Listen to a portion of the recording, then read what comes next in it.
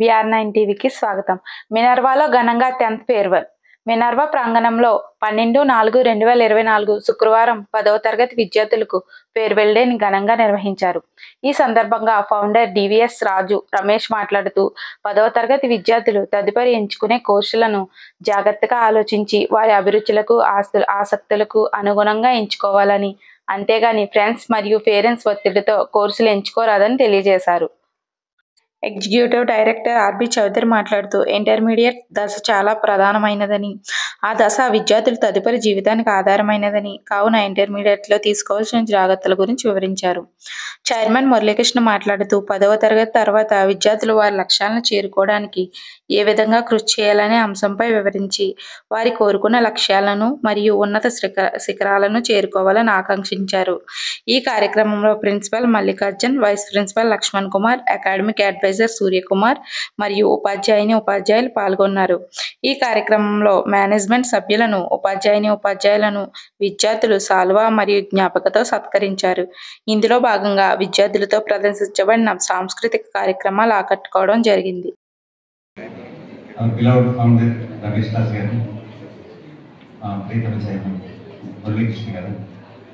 మా అధ్యాపకులు అందరికీ నమస్కారాలు. నా ప్రియమైన విద్యార్థులకు నా శుభాకాంక్షలు. సాధారణంగా ఫేర్వెల్ మీటింగ్లో ఒక సామెత చెప్తూ ఉంటారు, ఏంటంటే ships are safe in the shipyard but they are not meant for it. అంటే ఓడలు షిప్ యార్డ్లో తయారు చేస్తారు, రిపేర్ చేస్తారు, అక్కడ ఉన్నంతసేపు అవి క్షేమంగా ఉంటాయి.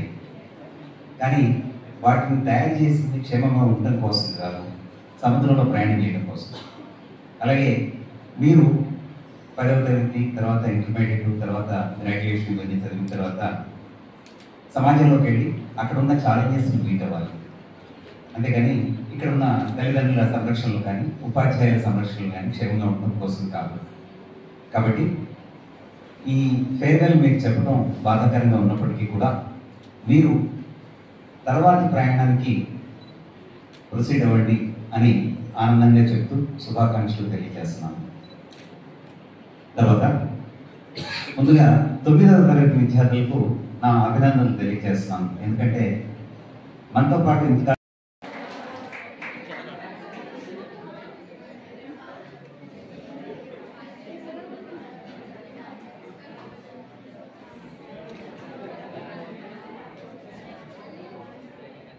myself was given at the starting, and for the 10th class students, we are eagerly waiting for the benchmarks you are going to achieve in your result, and I wish you all the best and have a great future. Thank you.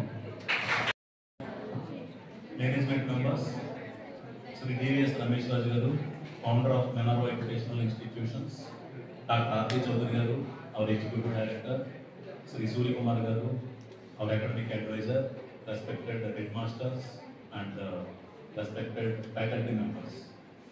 So today is a very special day for all the 10th class students who are doing the farewell. In last 1 year, you all worked very hard, and first of all I have to thank your staff members. They gave you a lot of guidance, instructions and value-based education, and you also did a lot of hard work in last 1 year to achieve your goal and to present your examination in best possible manner. So first of all I wish you all the best for the best result which we are expecting on 22nd of this month. I wish you all the best.